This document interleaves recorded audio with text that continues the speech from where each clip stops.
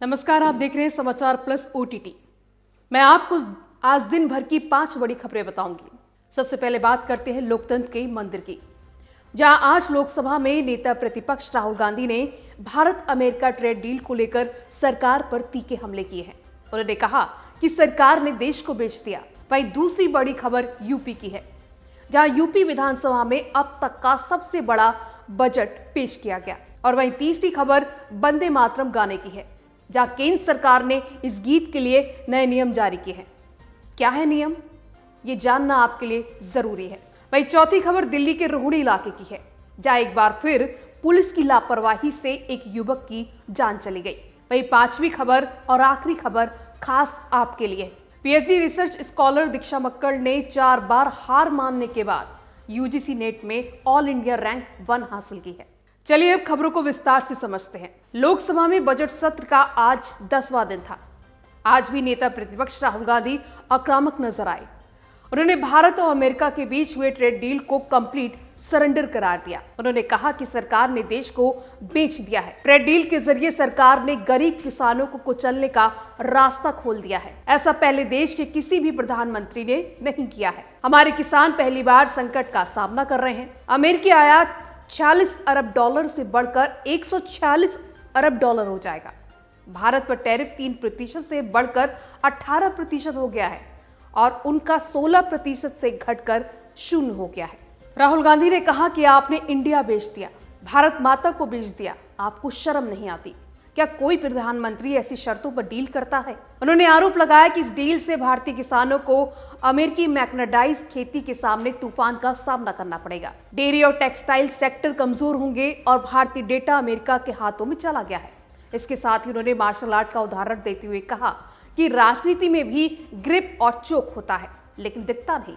राहुल गांधी ने कहा कि प्रधानमंत्री पर दबाव है, इसलिए उन्होंने देश के हितों से समझौता किया। उन्होंने ट्रंप से डील की बात करते हुए कहा कि अगर इंडिया गठबंधन सत्ता में होता तो अमेरिका से बराबरी की बात करता, नौकर की तरह नहीं। इस दौरान सदन में जोरदार हंगामा हुआ। सत्ता पक्ष ने विरोध जताया। इसके साथ ही राहुल गांधी ने वैश्विक अस्थिरता, एआई जैसे मुद्दों पर भी सरकार की आलोचना की। जहां देश में आम बजट 2026 पेश होने के बाद आज 25 करोड़ की जनसंख्या वाले उत्तर प्रदेश का बजट पेश किया गया। योगी सरकार के वित्त मंत्री सुरेश खन्ना यूपी विधानसभा में अब तक का सबसे विशाल बजट 9,12,696 करोड़ रुपए का बजट पेश किया, जो पिछले बजट की अपेक्षा 13% ज्यादा है। उन्होंने कहा कि 43,000 करोड़ रुपए की नई योजनाएं शुरू की गई हैं। 10 लाख युवाओं को रोजगार दिया जाएगा। साथ ही लड़कियों की शादी के लिए अब 1 लाख रुपए की अनुदान सहायता दी जाएगी। वहीं इस दौरान वित्त मंत्री सुरेश खन्ना शायराना अंदाज में भी दिखे। उन्होंने बजट पेश करते हुए 2 शायरी पढ़ी। पहली शायरी करते हुए उन्होंने कहा कि सितारा बनकर आसमां में वही चमकते हैं, डुबो देते हैं जो अपने आप को पसीने में। दूसरी शायरी बोलते हुए उन्होंने कहा कि ये बात अलग है कि तुम ना बदलो, मगर जमाना बदल रहा है। गुलाब पत्थर पर खिल रहा है, चिराग आंधी में जल रहा है। उधर योगी सरकार के 10वें बजट को लेकर समाजवादी पार्टी के मुखिया अखिलेश यादव तीखी प्रतिक्रिया दी। उन्होंने सरकार के इस बजट को विदाई वाला बजट बता दिया।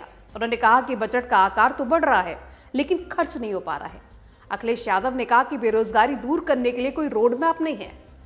यूएस ट्रेड डील की वजह से किसानों पर बड़ी आफत आने वाली है। जहां केंद्र सरकार ने वंदे मातरम गीत के लिए नए नियम जारी किए हैं। गृह मंत्रालय ने एक आदेश में कहा कि अब सरकारी कार्यक्रमों में नेशनल सॉन्ग वंदे मातरम के पूरे 6 छंद गाए या बजाए जाएंगे। मतलब ये करीब 3 मिनट 10 सेकंड का होगा।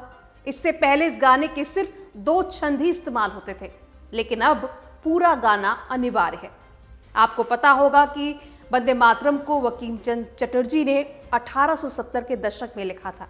1950 में आजादी के बाद इसके पहले 2 छंदों को राष्ट्रीय गीत का दर्जा दिया गया था, लेकिन अब सरकार ने पूरा 6 छंद वाला संस्करण आधिकारिक रूप से अपनाया है। नए नियमों के अनुसार जब वंदे मातरम और राष्ट्रीय गान जनगण मन दोनों साथ में बजाए या गाए जाते हैं तो वंदे मातरम पहले होगा। मीडिया रिपोर्ट्स के मुताबिक दर्शकों को इस दौरान खड़े होकर ध्यान की मुद्रा में रहना होगा। वहीं स्कूलों में भी रोजाना दिन की शुरुआत वंदे मातरम से हो सकती है। एक खास बात, अगर कोई फिल्म या न्यूज रील में वंदे मातरम बजता है तो दर्शकों को खड़े होने की जरूरत नहीं है, क्योंकि इससे सिनेमा हॉल में बैठे लोगों को मूवी देखने में दिक्कत हो सकती है। आपको बता दें, यह आदेश 28 जनवरी को जारी किया गया था और सभी राज्यों, केंद्र शासित प्रदेशों, मंत्रालयों को भेजा गया है। सरकार का यह कदम वंदे मातरम के 150 साल पूरे होने के मौके पर आया है। पिछले साल संसद में भी इस गीत पर लंबी बहस हुई थी, जहां प्रधानमंत्री ने कहा था कि पहले गीत को बांटा गया, फिर देश को बांटा। यहाँ देश की राजधानी दिल्ली से दर्दनाक घटना सामने आई। दिल्ली के जनकपुर इलाके में गहरे गड्ढे में बाइक समेत गिरकर युवक की मौत का मामला अभी शांत भी नहीं हुआ था कि मंगलवार को एक और हादसा हो गया। फिर एक परिवार का चिराग बुझ गया। रोहड़ी के बेगमपुर इलाके में खुले पड़े सीवर के मेन होल में गिरकर एक युवक की मौत हो गई। बीते दिन की रात दिल्ली के रोहड़ी सेक्टर 32 में यह हादसा हुआ। मृतक की पहचान 30 साल के बिरजू कुमार के तौर पर हुई है। बिरजू अपने साथी उदन के साथ घर की तरफ जा रहा था। उसी दौरान वो सीवर में गिर गया। आपको बता दें, बीते 5 दिनों में इस तरह की ये दूसरी जानलेवा घटना है। प्रशासन की लापरवाही से दिल्ली में 4 दिन में 2 मौत की खबर सामने आ चुकी है। पुलिस के मुताबिक 2 दोस्त उदान दास और बिरजू कुमार राय सोमवार की रात करीब 7:30 बजे अपनी झुग्गी लौट रहे थे। शराब के नशे में होने के कारण बिरजू अपना संतुलन खो बैठा और खुले नाले में गिर गया। दूसरे दोस्त ने रात में किसी को सूचित नहीं किया क्योंकि वह नशे में था और दोपहर में होश आया तो उसने सूचना दी।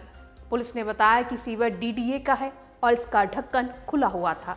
लापरवाही के चलते अज्ञात लोगों के खिलाफ एफआईआर दर्ज की गई है। जहां दीक्षा मक्कड़ ने यूजीसी नेट में ऑल इंडिया रैंक हासिल की है। कहते हैं ना कि मेहनत करने वालों की कभी हार नहीं होती, लेकिन कभी कभी कई बार मेहनत करने के बाद भी आपको वैसा रिजल्ट नहीं मिलता जैसा आप चाहते हैं, तो आप निराश हो जाते हैं, हार मान लेते हैं। लेकिन कहते हैं ना कि हार कर जीतने वाले को बाजीगर कहते हैं। ऐसा ही कुछ अंबाला की रहने वाली दीक्षा मक्कड़ के साथ हुआ। पंजाब यूनिवर्सिटी चंडीगढ़ की पीएचडी रिसर्चर दीक्षा मक्कड़ ने यूजीसी नेट एग्जाम में ऑल इंडिया रैंक 1 हासिल की है। हरियाणा के अंबाला की रहने वाली दीक्षा ने अपनी कड़ी मेहनत, धैर्य और आत्मविश्वास के दम पर यह मुकाम पाया।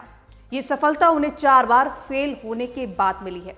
लगातार असफलताओं के बाद भी हार न मानने वाली दीक्षा आज युवाओं के लिए प्रेरणा बन गई है।